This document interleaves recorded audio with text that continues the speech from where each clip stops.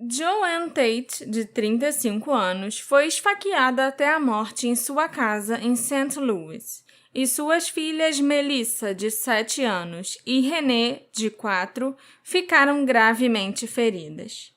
A Melissa conseguiu identificar o seu agressor e o assassino de sua mãe. Mas os anos se passaram e ela descobriu que mandou o homem errado para a prisão.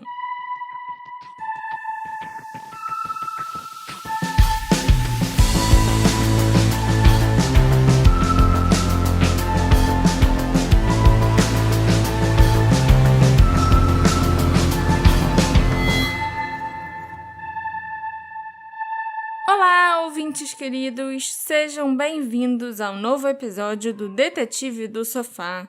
Eu sou a Marcela, a host desse podcast, e hoje a gente vai falar de um caso bem complexo, né? Porque ele não envolve só o assassinato da Joanne e a agressão que as filhas dela sofreram, mas envolve também a prisão de um homem inocente que acabou passando 34 anos na cadeia.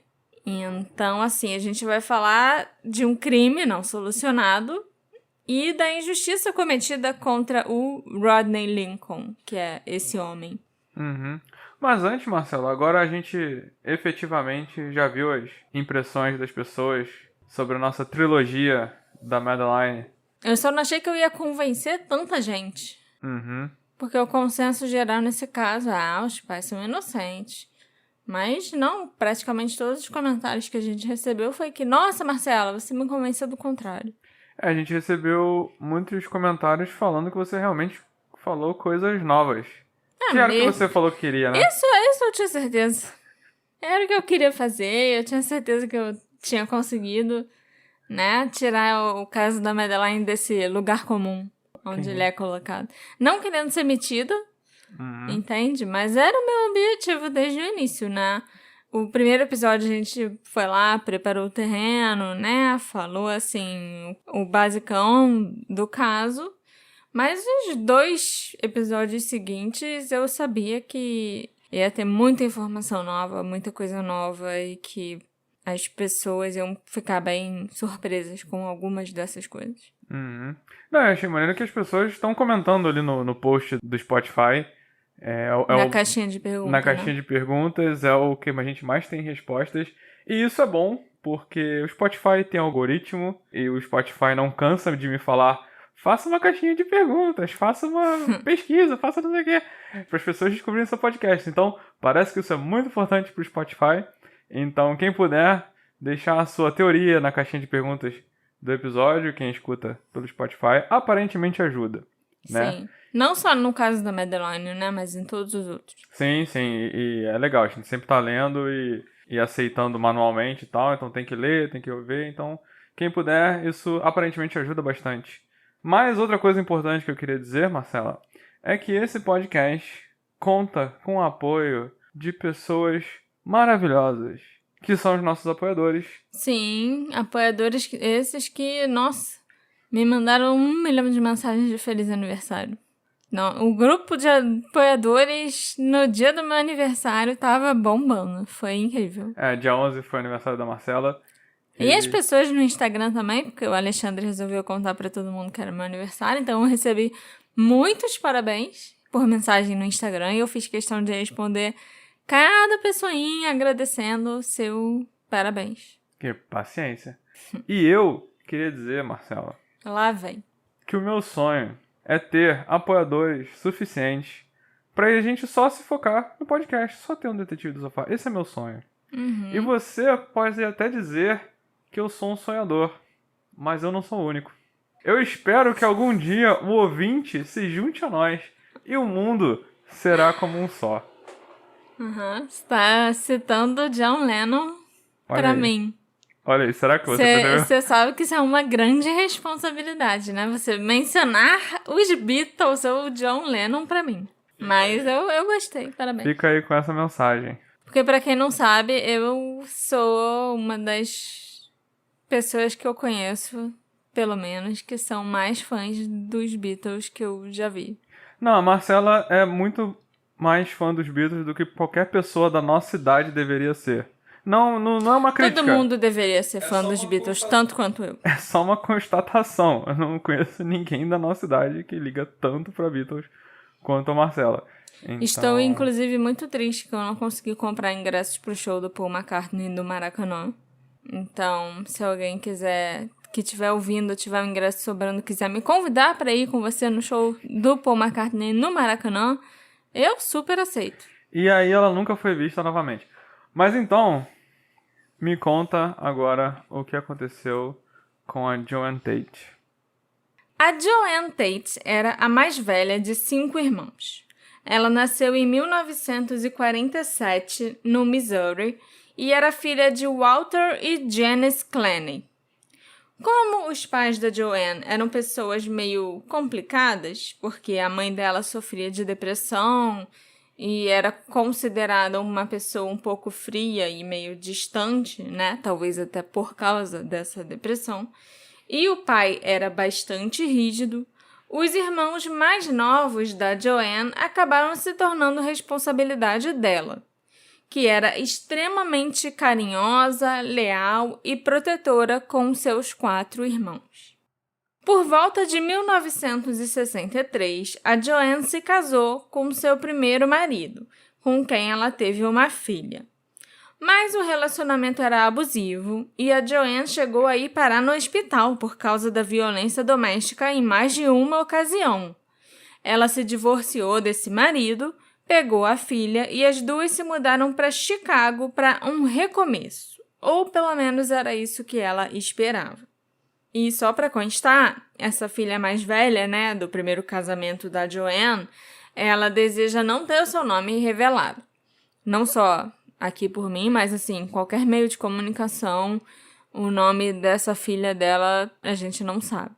Mas pouco depois da mudança para Chicago, a Joan se envolveu num grave acidente de carro e ela quebrou vários ossos do corpo, várias partes do corpo. Ela quebrou costela, teve um pulmão perfurado, ela quebrou a perna, ela quebrou o braço, o externo, ela quebrou muita coisa mesmo. Os médicos chegaram a dizer que ela nunca voltaria a andar, mas ela se recusou a aceitar essa afirmação. Após muito tempo hospitalizada e após muitas sessões de fisioterapia, a Joan se recuperou e saiu do hospital andando. Mas o acidente deixou suas sequelas e a Joan nunca mais pôde trabalhar. Ela passou a receber uma pequena pensão da assistência social, que mal dava para pagar as contas e sustentar a si própria e a filha pequena. Então, para complementar, a renda, a Joan começou a vender Avon, ela começou a catar latas e garrafas para reciclagem, ela ia fazendo tudo o que ela podia para se virar. Apesar das dificuldades financeiras, a Joan nunca deixou de ser uma pessoa extremamente alegre e de encontrar a felicidade nas pequenas coisas. Em 1974, ela teve a sua segunda filha, uma outra menina, essa chamada Melissa. E em 1977 chegou a terceira filha da Joan, que se chamava Renée. A Joan agora era mãe solo de 3 meninas, porque ela chegou a casar com o pai da Melissa, mas se divorciou rapidamente, e com o pai da Renée ela nunca chegou nem a casar, ele nunca foi presente. Então ela tinha que cuidar das meninas sozinha. E apesar das dificuldades, ela era uma boa mãe e cuidava muito bem das 3 filhas. A Joan não tinha vergonha de aceitar qualquer tipo de trabalho que a oferecessem e que ela pudesse, executar por causa das limitações que ela possuía. E ela não era orgulhosa e toda ajuda era bem-vinda. Ajuda do serviço social, dos vizinhos, das igrejas. As dificuldades financeiras eram muito grandes, mas esse não era o pior problema da vida da Joan. Segundo o irmão dela, o Nathaniel, o maior problema que ela tinha era com os homens. A Joan, ela já foi criada num lar sem pais amorosos e com uma mãe que dizia que ela tinha que encontrar um homem para casar porque o casamento era a solução dos problemas para ela levar uma vida melhor do que a vida que ela teve em casa, né, quando criança. E não importava nem se o homem era uma pessoa boa, não. O homem era a solução para os problemas, ponto. E foi o que a Joanne fez. Ela casou com o pai da primeira filha, ela casou depois com o pai da Melissa, mas com 2 casamentos fracassados, com sequelas de um acidente grave, com 3 filhas para criar, a autoestima da Joanne foi só caindo. Ela tinha passado por 3 gravidezes, e isso mexe muito com o corpo, com os hormônios e a parte, psicológica de toda mulher. A Joanne perdeu totalmente a autoconfiança e achava que não tinha mais o que era preciso para manter um homem. Então, quando ela recebia a atenção de algum cara, ela aceitava. Ela se sentia sozinha e ficava com qualquer um para tentar aplacar esses sentimentos, sabe? Ela só queria alguém para passar a noite, para se sentir desejada. Uhum. E a Joanne escolhia os piores tipos de homens. Todos eles a usavam e abandonavam depois. Era doloroso para a filha mais velha, principalmente, ver a mãe passar por tudo aquilo.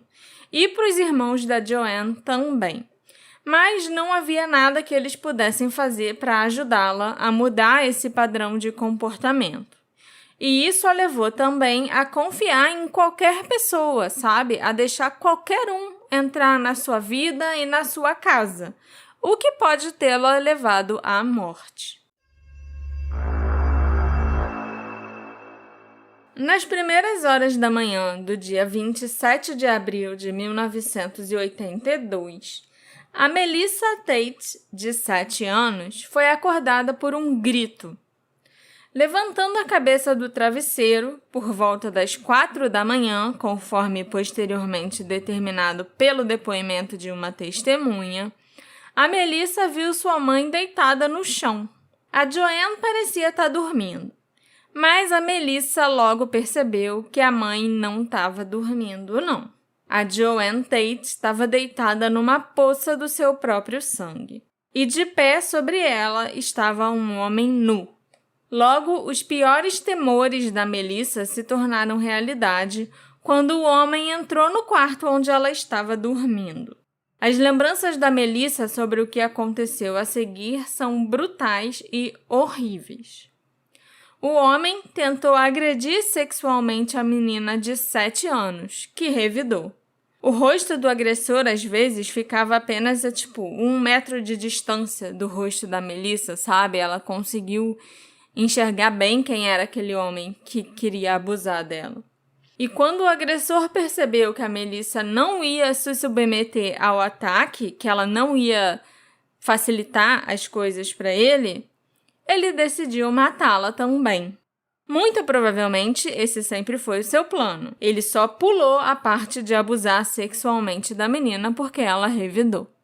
O homem tentou estripar a Melissa com uma faca grande, concentrando-se principalmente em sua genitália e cortando-a com ferimentos que facilmente poderiam tê-la matado. A Melissa pensou rápido e decidiu se fingir de morta, esperando que isso desencorajasse o assassino a continuar ferindo-a. Funcionou, e isso foi o que provavelmente salvou a vida da Melissa. Mas o homem não foi embora. Ele decidiu passar para a irmã mais nova da Melissa, a Renée, de 4 anos. A Melissa abriu os olhos em determinado momento e viu o homem sentado na beira da cama da irmã, fumando um cigarro e assistindo televisão, totalmente indiferente às 2 meninas e sua mãe sangrando até a morte ao seu redor. A Melissa acabou voltando à inconsciência, acordando novamente e percebendo que o homem havia sumido, e ela fez tudo o que podia para acalmar a irmã mais nova. Ela tinha certeza de que elas morreriam em breve se não conseguissem ajuda, mas a Melissa acabou ficando inconsciente mais uma vez, porque ela estava perdendo muito sangue. Algum tempo depois, a Melissa não sabia ao certo quanto tempo, tinha se passado, Ela acordou novamente com batidas muito fortes na porta. Ela pensou que o homem tinha voltado para acabar com elas e se arrastou para debaixo da cama para se esconder. Mas, para o grande alívio da menina, quem irrompeu pela porta foi o seu tio Nathaniel, o irmão mais novo da Joanne, que se deparou com a cena mais horrível. Claro que ele ligou para a emergência imediatamente e Melissa e Renee foram levadas às pressas para o hospital. Milagrosamente, as duas menininhas sobreviveram. Enquanto a Melissa estava deitada nua em sua cama de hospital, com seu pequeno corpo parecendo uma colcha de retalhos de tantos cortes e arranhões, a sua irmã mais velha, de 17 anos, que não estava em casa naquela noite, perguntou para ela quem tinha feito isso. E a Melissa pronunciou um único nome repetidamente: Bill. O Departamento de Polícia de St. Louis tinha certeza de que pegaria o criminoso rapidamente. Afinal, a cena era terrivelmente grotesca, o que significava que o assassino provavelmente teria deixado provas, principalmente dada a natureza sexual dos crimes. O assassino tentou agredir sexualmente Melissa e Renee e agrediu sexualmente e assassinou a sua mãe, chegando ao ponto de enfiar um cabo de vassoura no reto da Joanne. Caraca. Além disso, o crime teve sobreviventes, né? Testemunhas que viram o rosto do assassino, principalmente a Melissa, que em alguns pontos estava a poucos centímetros do rosto do homem. Sem contar que eles também tinham um nome: Bill.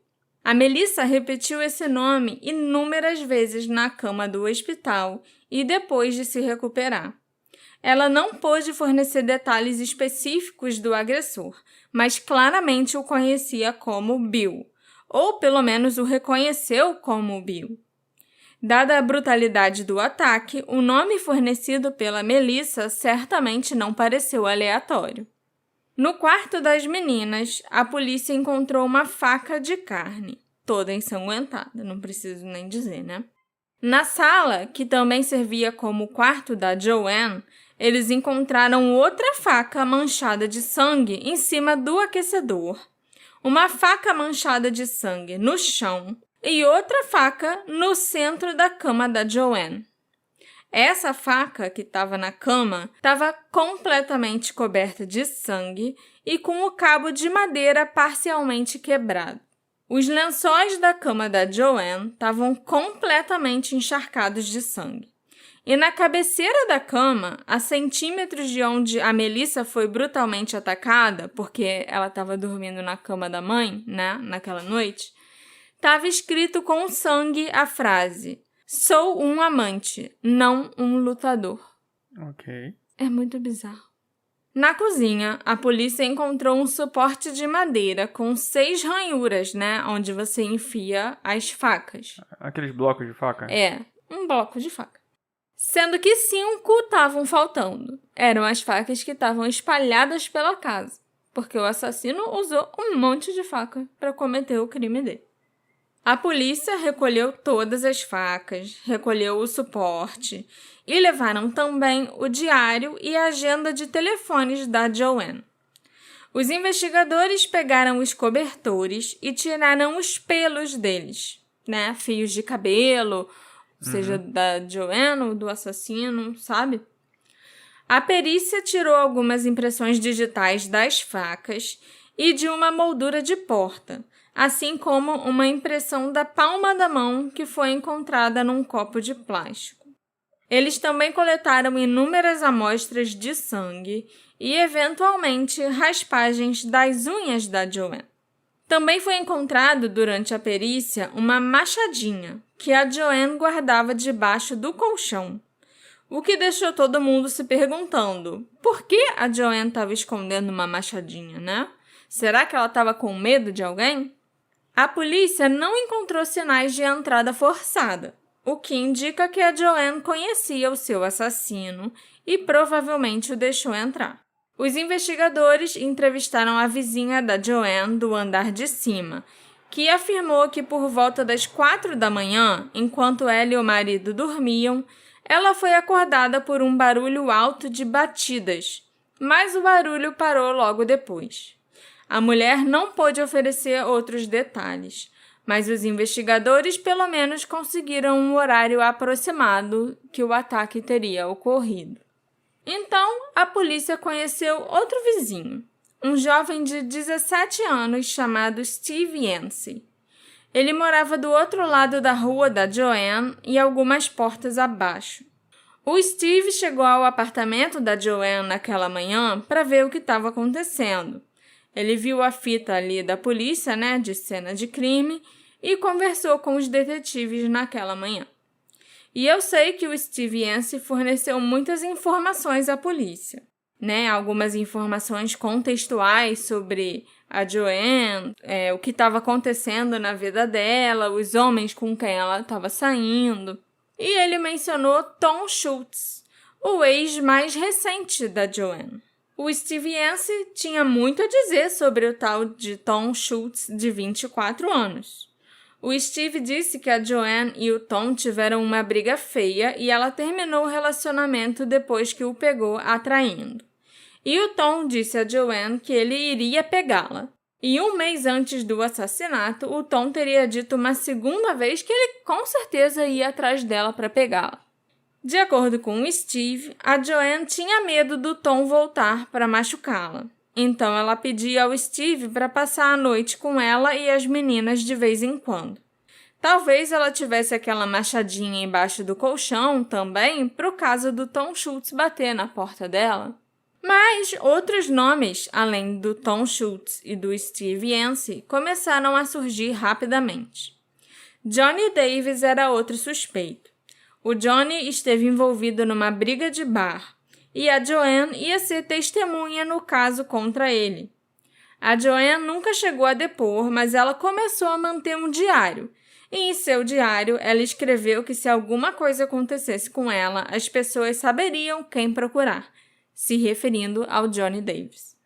E então, ela começou a escrever sobre a briga de bar, da qual ela foi testemunha, para ela se lembrar bem dos detalhes depois, quando ela precisasse depor. E depois passou a manter um registro do seu dia a dia naquele diário. No Hospital Cardinal Glennon, ainda na sala de emergência, a irmã de 17 anos da Melissa e da Renee, que estava na casa do namorado na noite dos ataques e por isso ela não foi uma vítima também, ficou o tempo todo ao lado das duas meninas. A irmã da Melissa não sabia quem era o tal de Bill, mas ela se perguntou sobre outra pessoa. Ela perguntou a Melissa se tinha sido um outro ex-namorado da mãe delas, chamado Gary LaRose, que havia feito aquilo. Para surpresa de todos, a Melissa disse que sim. Então, momentos depois, a Melissa mudou a história novamente e disse: eles nos esfaquearam. Eles nos acordaram por volta das 4 e perseguiram a mamãe até a cozinha.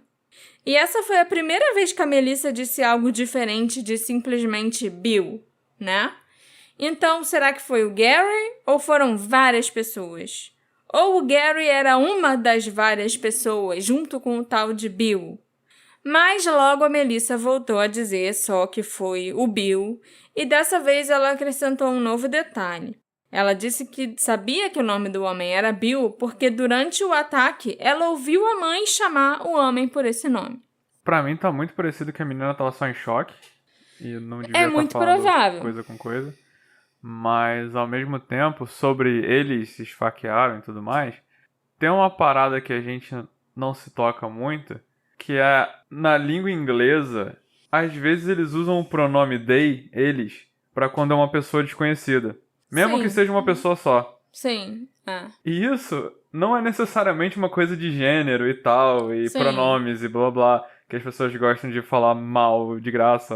Mas eu comecei a reparar depois de perceber isso. Depois de saber que existe essa questão de pronomes, etc, etc. Mas que antes disso tudo... já usavam o they pra uma pessoa que não se sabe se é homem, se é mulher, quem é, entendeu? Mas aí Bill, aí muda pra Gary, aí muda pra they.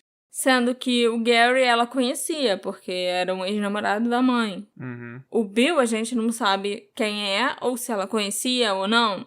E daí aí já seria um completo desconhecido.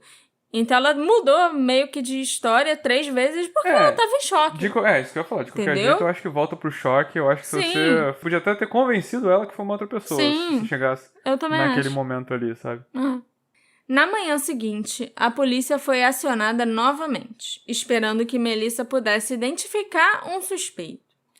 Eles mostraram 10 fotos para a menina, incluindo aí fotos do Tom Schultz, do Gary LaRose e de vários homens chamados Bill, William ou Willie, que fossem conhecidos da família. Porque Bill é um apelido geralmente para William, né? Ou Willie, ou algum nome parecido com esses. Mas a Melissa não reconheceu nenhum daqueles 10 homens das fotos como o assassino da mãe. Um pouco mais tarde, ainda no mesmo dia, a Melissa foi entrevistada por uma assistente social do hospital. Dessa vez, ela se lembrou ainda mais do Bill. Ela disse que o Bill esteve na casa da família no domingo e voltou na segunda-feira, quando as esfaqueou. Ela contou ainda que, em maio, quase um ano antes do assassinato, ela e a mãe tinham ido até a casa dessa pessoa e que ele dirigia um Fusca branco. A Melissa ainda disse que na casa do homem tinha muitos animais e 4 gatinhos.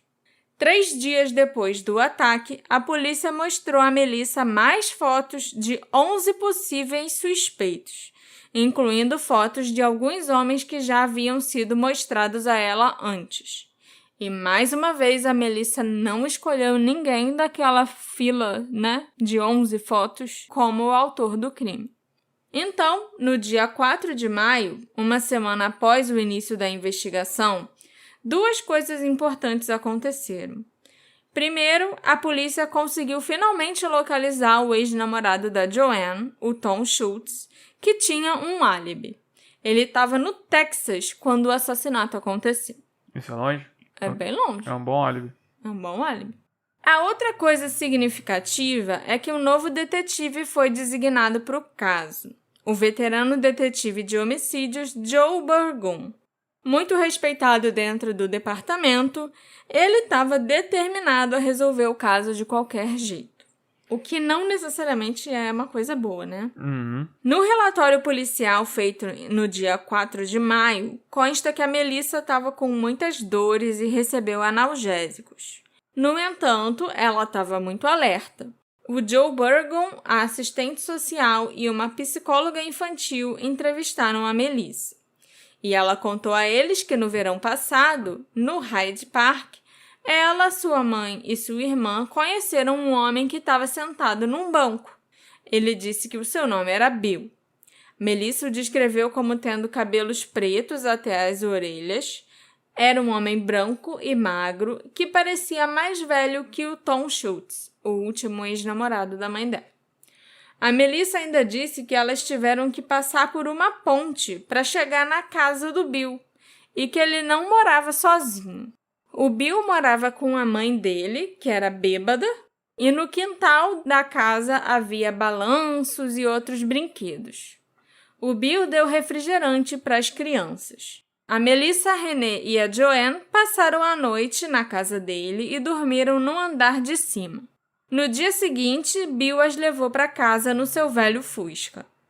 A Melissa ainda disse que o Bill tinha ido para Hollywood e que o Bill tinha trabalhado no carro da Joanne e que a mãe do Bill tinha muito dinheiro e não era muito legal.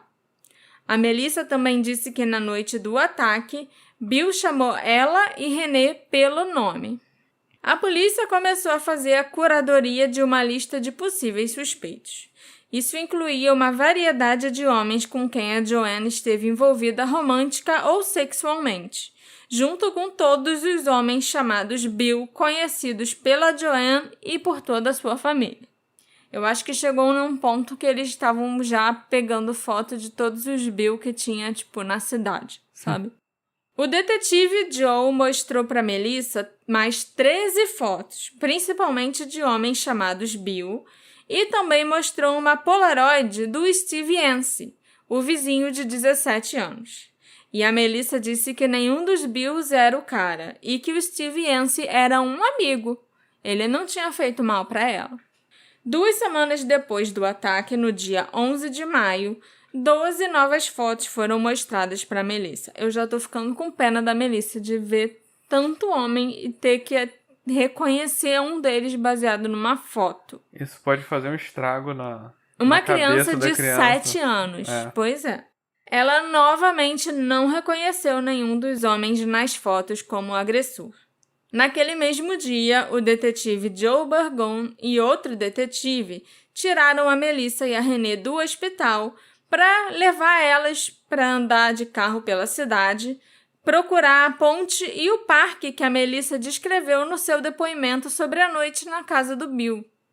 Mas depois de horas dirigindo sobre pontes e circulando por vários parques da cidade, eles encerraram o dia. A Melissa não reconheceu nenhum dos locais. A polícia estava perplexa e frustrada à medida que a pressão pública para resolver o caso aumentava. Por isso, eles recorreram à ajuda de um desenhista, que sentou com a Melissa e fez um esboço do agressor. Alguns dias depois, esse esboço foi divulgado ao público, tipo um retrato falado, né? A família da Melissa e da Joanne viu o retrato falado no noticiário e pensaram que aquele rosto era familiar para eles. Então, no dia seguinte, 3 dos irmãos da Joanne foram até a delegacia e conversaram com o detetive Burgon. Juntos, eles examinaram o diário da Joanne e aí surgiu um nome: Rodney Lincoln. Havia 5 entradas, 5 datas em que a Joanne tinha escrito sobre o Rodney. O detetive Joe Burgon verificou esse nome lá nos registros da polícia e ele viu que o Rodney Lincoln tinha ficha criminal. 5 anos antes, ele tinha sido condenado por roubo. Mas os alarmes na cabeça do investigador dispararam quando ele descobriu uma outra condenação do Rodney. Em 1973, o Rodney Lincoln foi condenado por homicídio em 2º grau.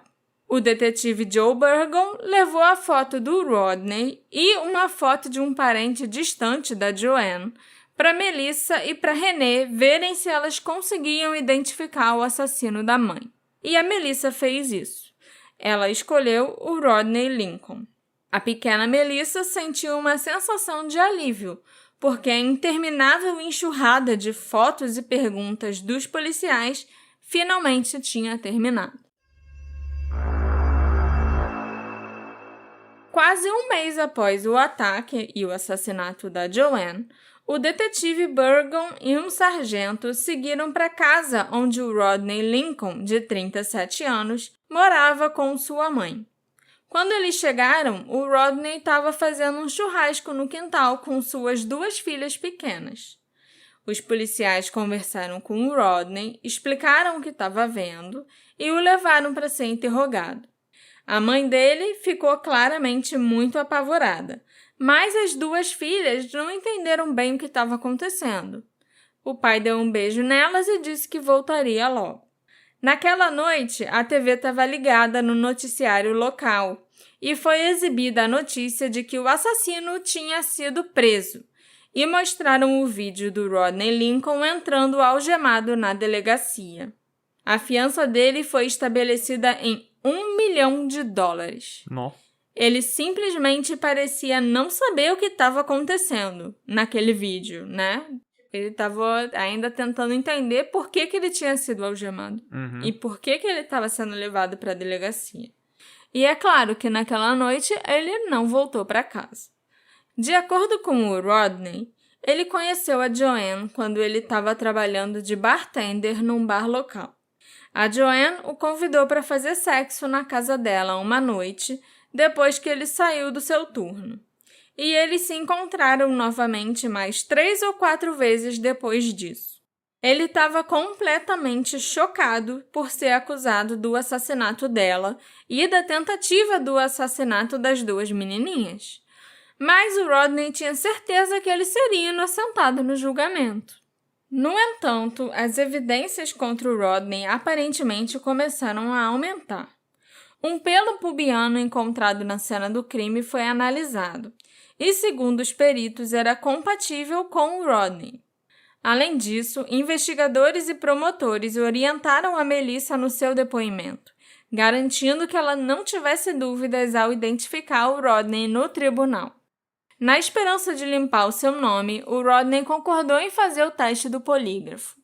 Quando ele terminou o teste, o inspetor lhe disse que a máquina dizia que ele tinha mentido sobre tudo, inclusive sobre o próprio nome. Caraca.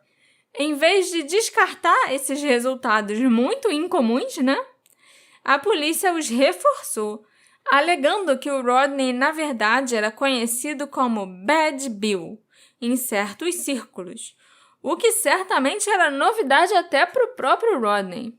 Bad Bill é tipo o Bill mau, né? Sim. Coitado. Talvez a maior coisa contra o Rodney, entretanto, tenha sido o seu passado. O Rodney já tinha sido condenado por homicídio, uma condenação que ele dizia ter sido absolutamente justificada.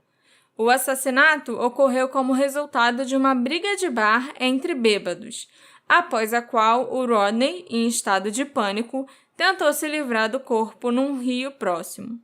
Quando o caso do Rodney foi a julgamento pela primeira vez, o júri não conseguiu decidir o veredito e o julgamento foi anulado. O segundo júri não teve tais escrúpulos e considerou o Rodney culpado do assassinato de Joanne Tate e da agressão sexual e tentativa de assassinato de suas 2 filhas crianças. Mas, pelo menos, o pouparam da pena de morte. Como resultado, o Rodney passaria os próximos 34 anos da sua vida na prisão, rotulado não apenas de assassino, mas de molestador de crianças, um crime muito pior aos olhos dos seus companheiros encarcerados. Os examinadores, eu não vou chamar de perito porque seria uma vergonha chamar de perito, por isso que eu falei examinadores, usaram um microscópio de alta potência para comparar o pelo da cena do crime, aquele pelo pubiano, com o cabelo de um suspeito. E se características suficientes fossem iguais, aí o examinador consideraria que era compatível, porque ainda não existia DNA nessa época. Uhum. O problema é que é lógico que isso não é confiável. Esse tipo de teste é altamente suscetível a preconceitos, porque é o examinador quem decide como vai descrever e atribuir significado a essas características, comparando só na base do olhômetro um cabelo de uma pessoa com um pelo achado numa cena de crime. Uhum. Sem os testes de DNA que nós temos hoje, não existe nenhum outro tipo de ciência que possa definir as características de um cabelo ou pelo humano que sugira de quem realmente ele veio. O júri foi informado de que o cabelo do Rodney correspondia aos pelos pubianos encontrados na cena do crime. Mas é o cabelo da cabeça? Ok. Pegaram só um fio de cabelo dele pra comparar. Pegaram um fio de cabelo, compararam com o pentelho. E acharam que era igual. Que era match 100%? Uhum. Ok. Então, a condenação do Rodney teve como base essa evidência do cabelo, que podia ser jogada no lixo, e o depoimento de uma testemunha ocular, a Melissa. E então, quando você investiga o depoimento dessa testemunha ocular, que nesse caso era uma criança de 7 anos, o fator de risco da falta de confiabilidade de testemunhas oculares é agravado por processos realmente sugestivos, Porque a gente sabe que não dá para confiar 100% numa testemunha ocular. Tem vários casos de condenação injustas porque a pessoa foi lá e reconheceu alguém, um suspeito numa fila, e não era ele, A gente já viu isso acontecer várias vezes. Pessoas com álibi, pessoas que não tem nada a ver. E nesse caso ainda é pior, porque era uma criança de 7 anos que você pode sugerir qualquer coisa para ela. O detetive Joe Burgon abordou a Melissa com 2 fotografias naquela última vez que ela fez a identificação do Rodney.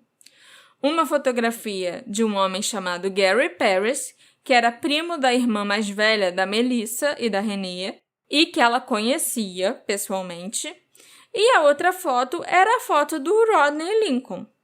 E o detetive disse o seguinte para Melissa: nós temos uma porta mágica na delegacia e o bandido está atrás da porta. Ele é um desses 2 homens.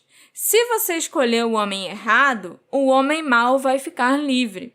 Isso é o equivalente, nessa circunstância, a apenas mostrar para Melissa uma foto do Rodney e falar para ela: escolhe esse cara aqui, porque ele é o homem malvado que matou sua mãe. Isso Entendeu? tá, tipo, Tá gravado? Tá no relatório? Tá no relatório. Que ele falou, escolhe um desses 2. E olha, ele é um desses 2 homens, sabe? O bandido, o homem mau, é um desses 2 homens. Você tem que escolher o cara certo, porque se você escolher o cara errado, ou o cara mau que matou sua mãe, ele vai ficar livre. Assim, não era nem... tá mostrando 10 fotos pra menina, pra ela reconhecer alguém. Não. Você tá mostrando um primo da irmã dela, que ela já conhecia, e que morava longe. E um outro cara. E um outro cara.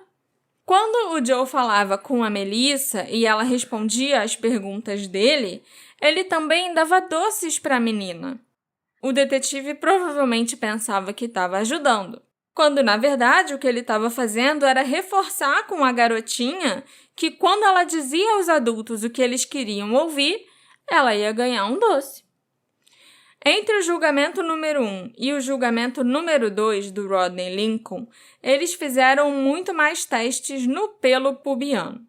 Eles começaram a testar pessoas que eram possíveis suspeitos no caso, né? Pegaram cabelos de outros suspeitos. Então, eles finalmente conseguiram 39 pessoas e fizeram um pequeno teste que eles falaram que era quase científico, ou pseudocientífico, né? Onde eles olharam para todos aqueles cabelos sob o microscópio e disseram que nenhuma dessas outras 39 pessoas combinava com o pelo pubiano encontrado na cena do crime. Fizeram um reconhecimento de pelo pubiano. Baseado no cabelo da cabeça. Excelente. E isso reforçou a evidência de que o pelo pertencia ao Rodney. E assim eles conseguiram a condenação, juntando com a Melissa, lógico. O Robert Hempe, que era o advogado de defesa do Rodney Lincoln, também não teve um bom desempenho no tribunal e ele não fez coisas básicas que um advogado competente teria feito. Inclusive, ele próprio era suspeito num caso de homicídio que aconteceu durante o julgamento do Rodney. Outro homicídio. Outro homicídio. Ok. Então, ele não podia nem estar trabalhando, ele devia ter se afastado para focar no próprio caso de... Mas ele tinha que trabalhar para pagar o advogado do dele. Pois é, né? Pelo que nós sabemos, o Robert Hempe nunca foi acusado oficialmente de nenhum crime relacionado a esse assassinato. Mas ele foi acusado de roubo por um esquema de fraude e anos depois ele foi expulso da Ordem dos Advogados. Então, muitos anos depois, o Innocence Project decidiu assumir o caso do Rodney Lincoln.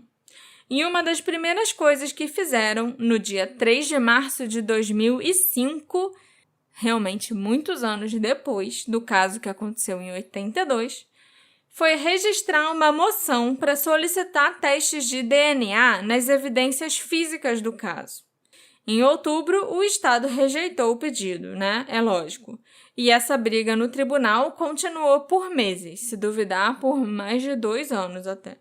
E tiveram algumas questões-chave que apontaram para o Innocence Project que o Rodney era inocente. Entre elas, que o Rodney Lincoln era um homem canhoto. E com base no testemunho da Melissa no tribunal, o assassino era destro. Esse aí foi o red flag número 1.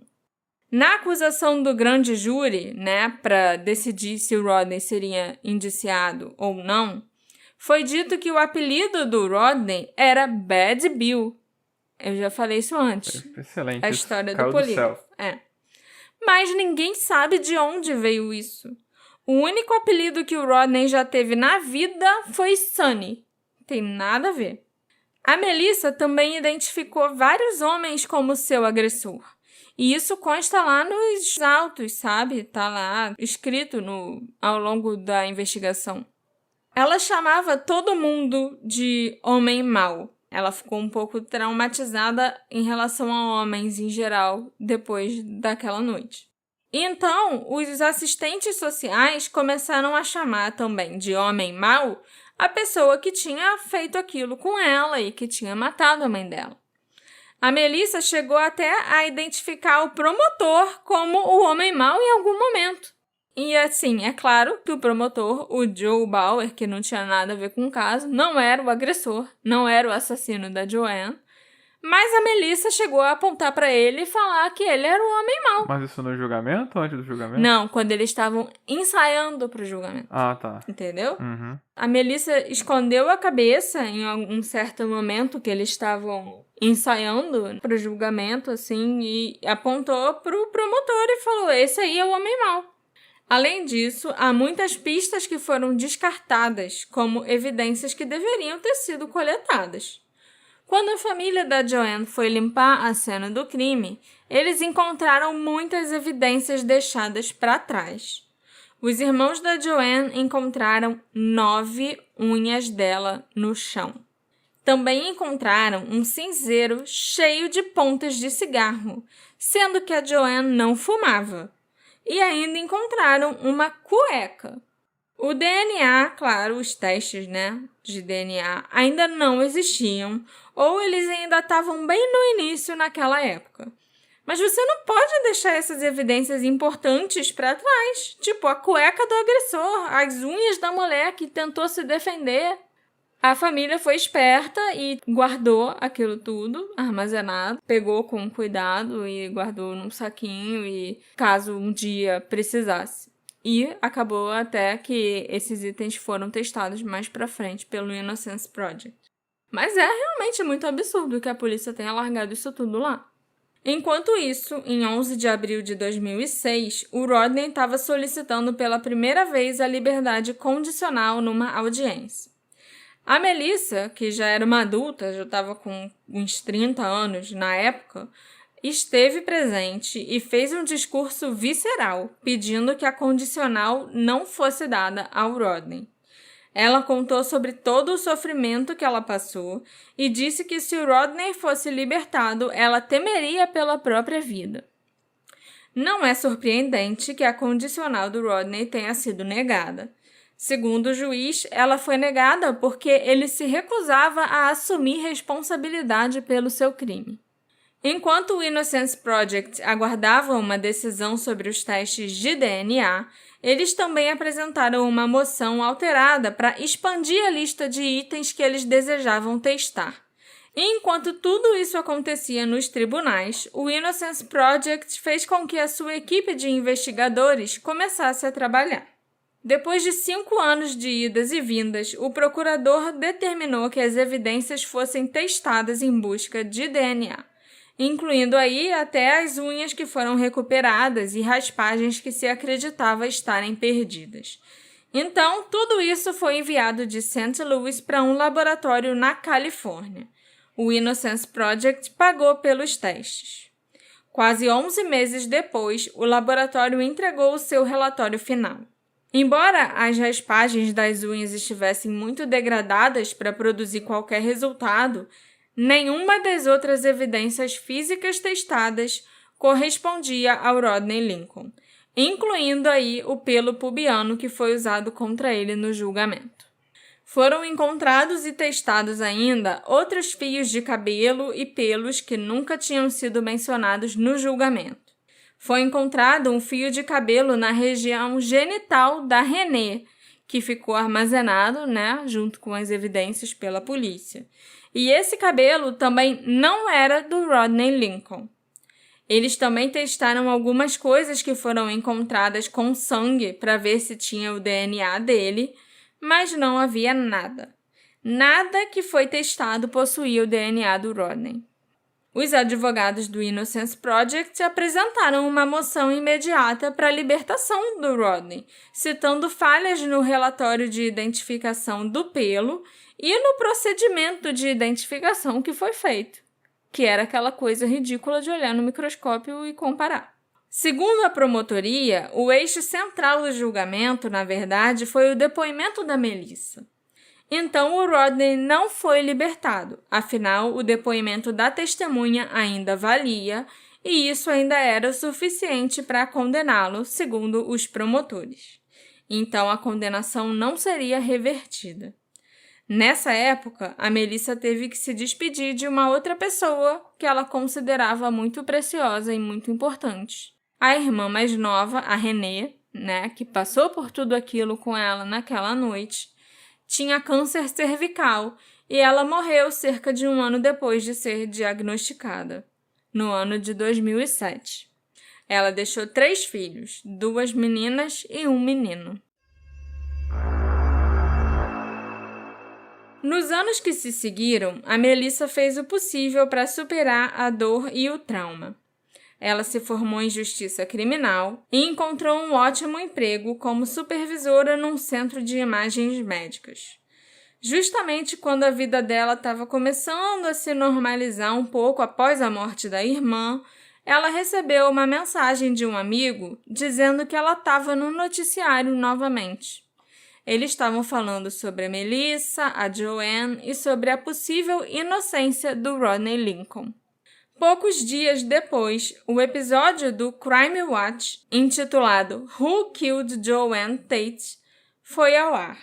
O Crime Watch é um programa americano, que fala sobre crimes reais, e o nome do episódio em português era Quem Matou Joanne Tate. No episódio, o Rodney mantinha sua inocência. A Melissa não tinha aceitado dar entrevista para o programa. Ela só deu uma declaração dizendo que seguia firme acreditando na culpa dele e que não tinha como ser ninguém além do Rodney. Quando a Melissa, que estava muito relutante em assistir ao programa, finalmente o fez, ela ficou impressionada ao ver as imagens da cena do crime, que ela não tinha visto desde o dia em questão. A Melissa também ficou com a sensação de que tinha alguma coisa errada. Então, ela contou para uma prima que ela estava se sentindo confusa e começou a chorar, se perguntando se ela tinha mandado o homem errado para a prisão. A prima confessou que a família não queria contar para não magoá-la, mas que eles já estavam achando que o Rodney era inocente há muito tempo. Putz. Inclusive o tio dela, o Nathaniel, que encontrou a cena e tal, e uma outra irmã da Joanne já tinham entrado em contato até com a filha do Rodney Lincoln. E estavam conversando sobre como eles poderiam tentar ajudar a família do Rodney, e o Rodney nesse caso. Entendi. Mas sem a Melissa saber, porque ela ainda era muito traumatizada, então eles ficaram com medo dela, da reação que ela teria. Entendi. A Melissa ficou muito apreensiva, porque ela sabia que ela teria que voltar a pensar naquele dia. E para ela ver o que ela realmente se lembrava. Ela tinha reprimido essas memórias por muito tempo. Depois do julgamento, eu acho que ela nunca mais quis pensar naquela noite. Mas se ela quisesse a verdade, ela ia voltar a ter que pensar no assassinato da mãe e tudo que ela e a irmã sofreram. E ela se tocou que o Rodney não fazia parte das lembranças dela. Ele nunca esteve na casa naquela noite. Ele não matou a mãe dela e ele não atacou a Melissa e a Renee e depois ficou lá sentado, vendo televisão. Era outro homem, um homem com uma barba selvagem e quadrada, com cabelos encaracolados e que fedia a cerveja. Era um homem maior do que o Rodney Lincoln, com olhos mortos e frios. A Melissa se sentiu muito, muito mal por ela ter acusado o Rodney e por ter passado tantos anos acreditando nisso. A Melissa então entrou em contato com a filha do Rodney Lincoln, chamada Kay, e chorando ao telefone pediu desculpas.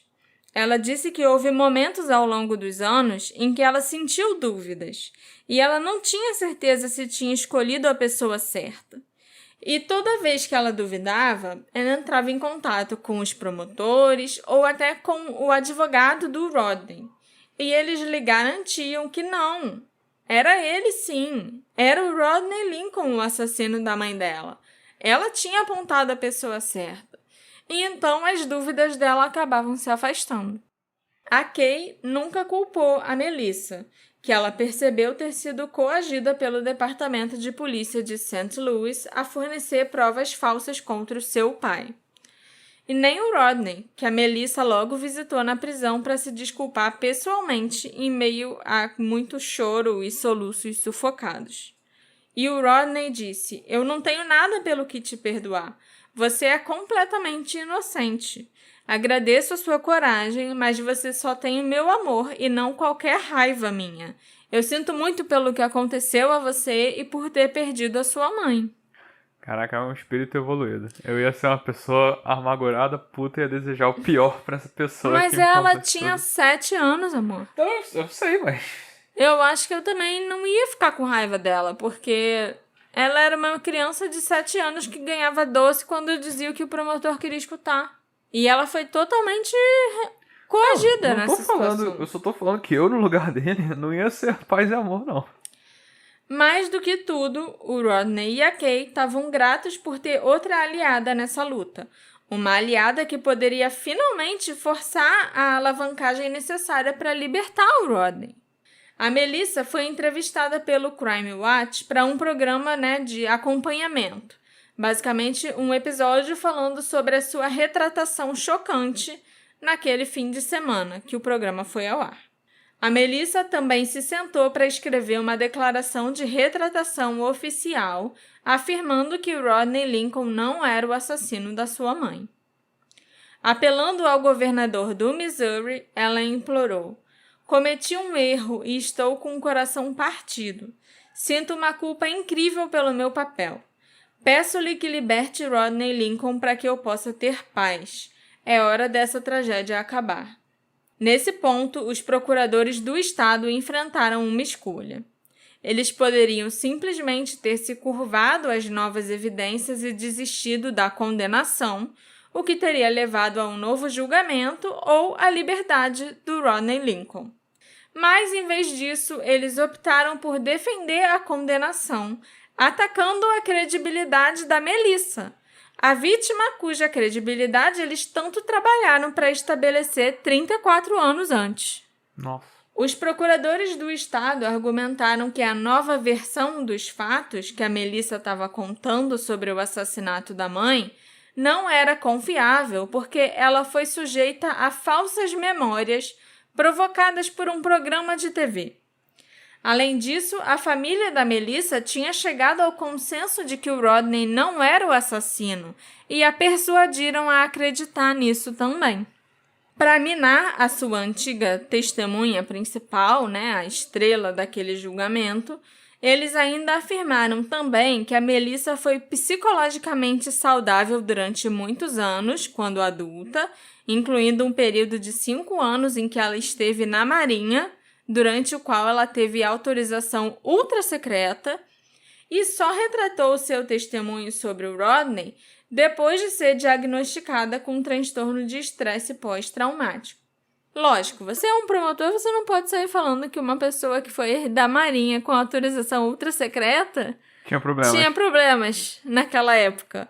Então, você bota a culpa, depois que ela saiu da Marinha, que aí ela começou a ter problema, entendeu?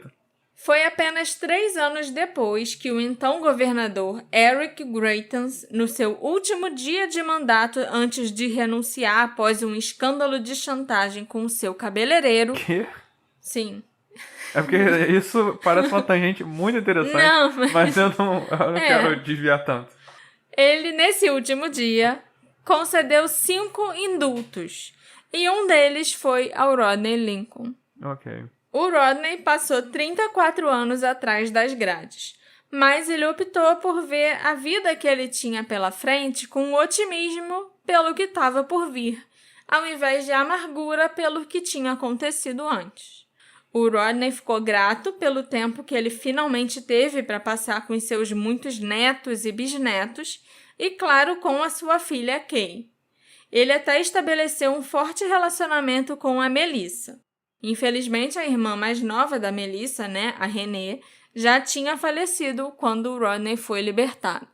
Ela nunca nem ficou sabendo que o o Rodney poderia ser inocente ou algo assim. Mas com a justiça finalmente tendo sido, feita e concedida ao Rodney, uma questão permaneceu. Quem realmente matou a Joanne Tate?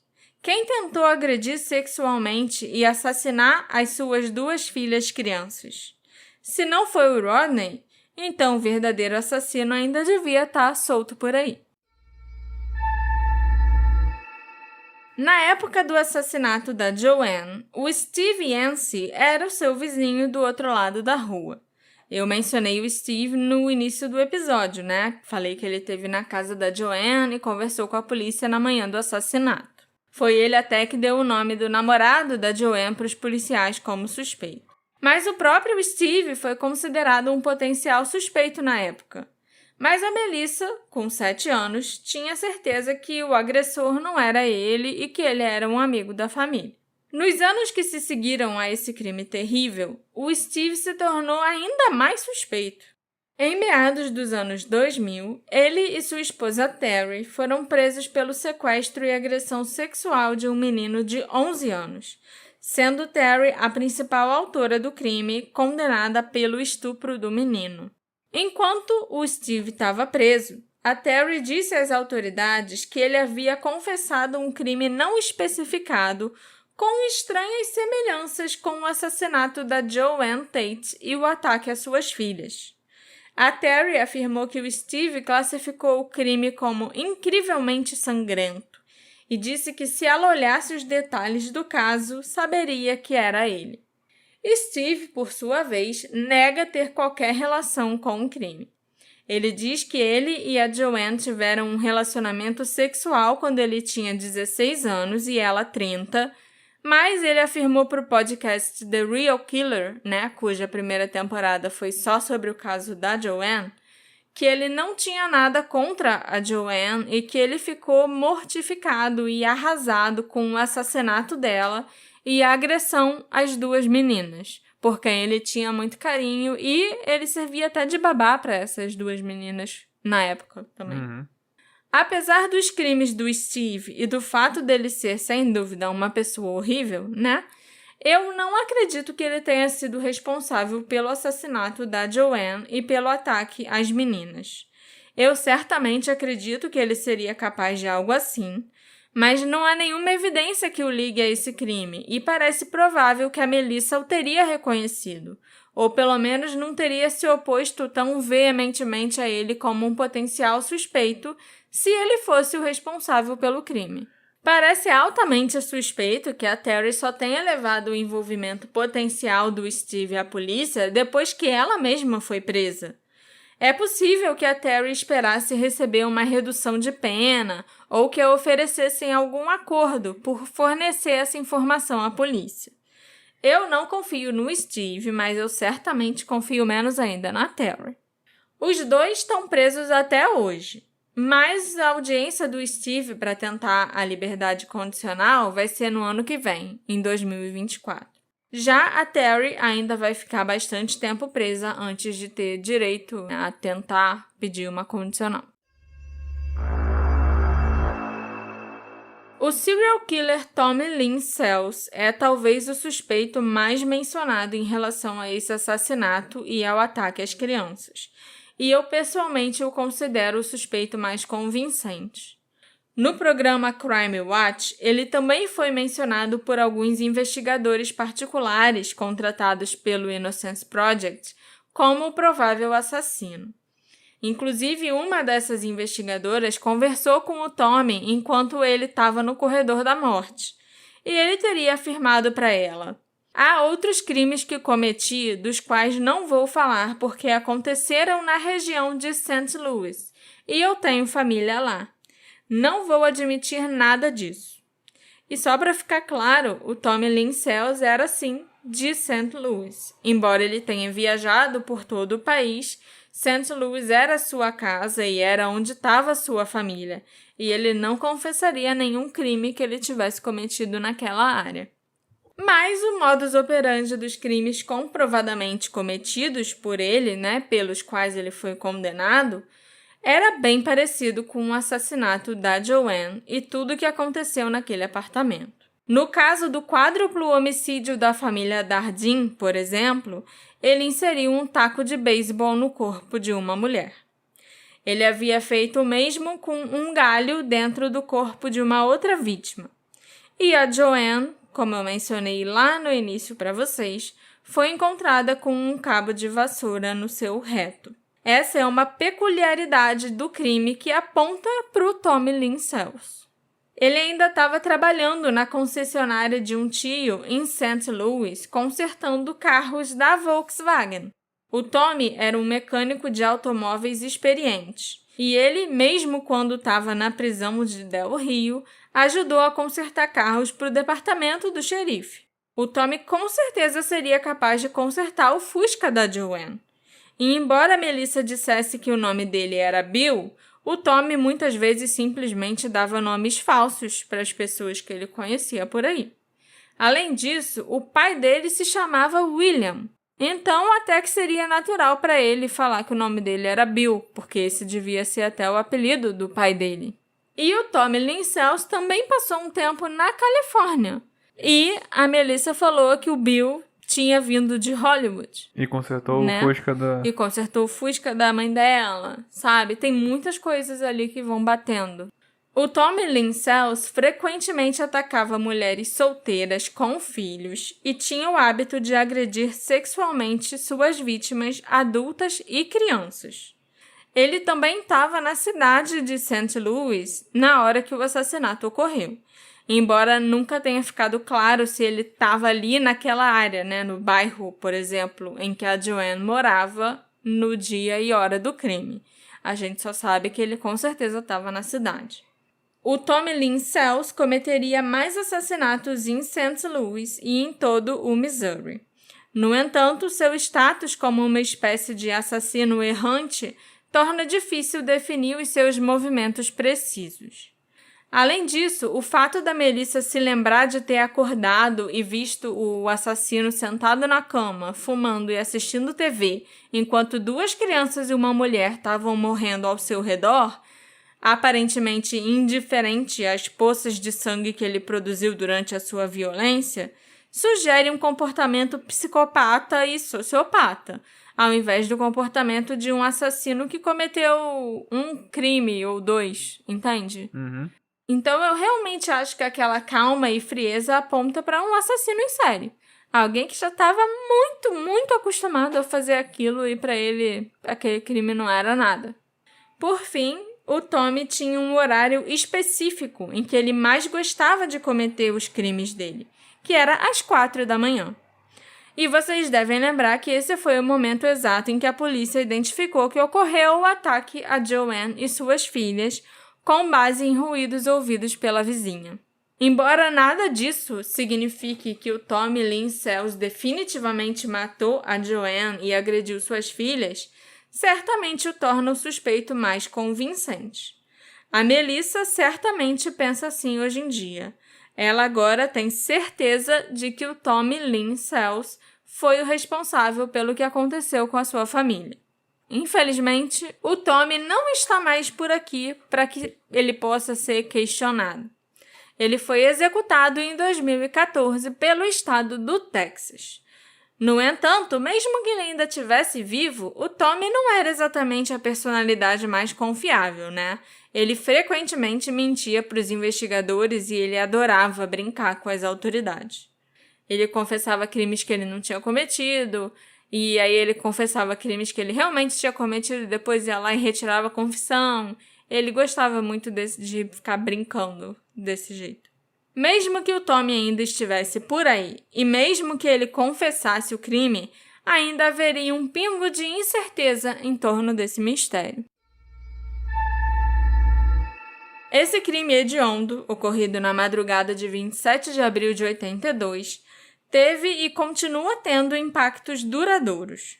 A Melissa e a Renée ficaram marcadas para o resto da vida, tanto literal, física, quanto figurativamente. Elas foram mandadas, depois da morte da mãe, para morar com uma tia, que era uma pessoa maravilhosa, a tia Rachel. Mas a tia teve que se casar com um homem cruel e horrível só para que o Estado lhe concedesse a custódia. Nossa. Pessoas solteiras não podiam ter custódia ou adotar ninguém naquela época. Quando a Rachel morreu, vários anos depois, por causa de um aneurisma cerebral, esse homem com quem ela casou culpou a Melissa e a Renee pela morte dela, dizendo que elas a mataram. Elas deram tanto trabalho para Rachel que fizeram a cabeça da mulher explodir. Foi isso que ele falou para as duas meninas. Esse homem se casou novamente com uma mulher mais jovem e passou a abusar sexual e fisicamente da Melissa. Quando as duas irmãs estavam com 15 e 13 anos, elas deixaram aquela casa e foram procurar abrigo com o tio Nathaniel e a esposa dele, Lori. Mas a Melissa tinha muita dificuldade em se ajustar. A Renee ficou bem morando com o Nathaniel e a Lori, mas a Melissa pegou as coisas dela, foi embora e morou com outra tia por um tempo e depois com a irmã mais velha.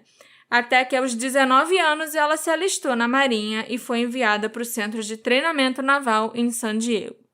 A irmã dela conheceu um cara, casou e teve 3 filhos e continua ali morando em St. Louis até morrer. Já a Melissa se casou com um outro oficial, também da Marinha, e teve uma filha. Mas eles se divorciaram e ela voltou com a filha para St. Louis, onde conseguiu um emprego numa empreiteira do Departamento de Defesa, também com autorização ultra secreta. Mas foi aí que o estresse pós-traumático começou a se apresentar. Surgiram os sintomas de depressão, de ansiedade severa. Ela começou a ter episódios muito graves de problemas de sono, em que ela tinha alucinações com o que ela tinha sonhado, sabe? Ela às vezes sonhava que estava tendo um terremoto e aí acordava, pegava a filha e saía correndo, entrava na banheira e ficava lá achando que aquilo realmente estava acontecendo, coisas assim. E até hoje a Melissa ainda sofre com o PTSD. Já o Rodney Lincoln perdeu décadas da sua vida por um crime que não cometeu. Ele esteve na prisão por tanto tempo que quando ele saiu, 2 dos seus irmãos e seus pais já tinham falecido. O Rodney já saiu da prisão bem velho. É um pequeno milagre que ele não seja amargurado pelo que aconteceu com ele, porque ele já saiu da prisão por mais de 60 anos. E saiu todo paz e amor, Transcendeu. Exatamente. Enquanto todo esse sofrimento continua, o verdadeiro assassino da Joanne está livre ou até mesmo morto e nunca pagou pelos atos horríveis que ele cometeu. Esse caso é um mistério não resolvido na medida em que a verdadeira justiça nunca foi feita. Mas, mais do que isso, é uma tragédia, porque muitas vidas foram destruídas num ato sem sentido de crueldade e malícia. Eu fico feliz que a Melissa, o Rodney e a filha dele, Kay, tenham encontrado paz ao longo dos anos, mas eu gostaria que eles também tivessem encontrado justiça e que a Joanne tivesse conseguido justiça para ela descansar em paz. Eu fiquei triste só porque quando você estava contando a história, na minha cabeça eu já estava visualizando que ele tinha conseguido reverter a condenação dele e tudo mais, mas como foi o indulto é basicamente um perdão, Sim. né? Eu acho que não teve ninguém que falou, olha só, isso tudo aqui foi um erro, você era inocente esse tempo todo. Não, ele nunca recebeu um pedido de desculpa, além da Melissa. Porque isso aí geralmente dá uma indenização gigantesca, e era isso que eu queria pra esse cara. Ganhar milhões e milhões de dólares por causa dessa cagada aí. Mas, realmente, como foi um indulto, um perdão, eu não acho que isso rola. Não rola, nunca rolou. E foi assim, um indulto que veio do nada, né? Porque o cara, até o prefeito... pros próprios advogados dele, foi algo que veio do nada. O governador tava de sacanagem, era o último dia. Vou dar 5 indultos. Vai ser esse. E o Rodney deu sorte de estar ali no meio. Caraca. Senão, eu acho que ele estaria até hoje lutando aí pra tentar reverter essa condenação.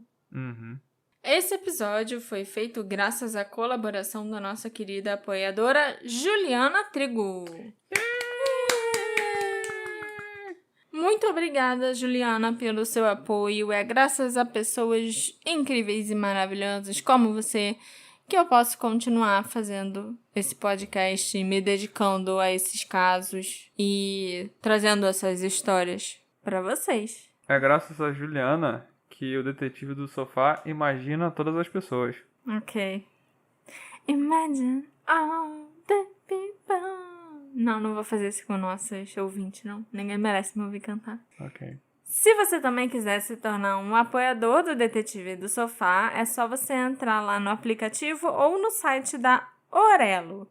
E aí você escolhe qual categoria de apoiador você quer se tornar. E é muito importante, ajuda bastante. Eu não posso Sim, com certeza. subestimar a ajuda dos nossos apoiadores. Sim. Mas se você quiser ajudar também, como eu falei, Dá tem 5 estrelinhas. tem a caixinha de pergunta. Responde pergunta, deixa comentário, indica o podcast para os seus amigos. E dá 5 estrelinhas. Já que no último episódio eu falei para as pessoas responderem as perguntas e funcionou, porque tem muitas respostas lá no Spotify.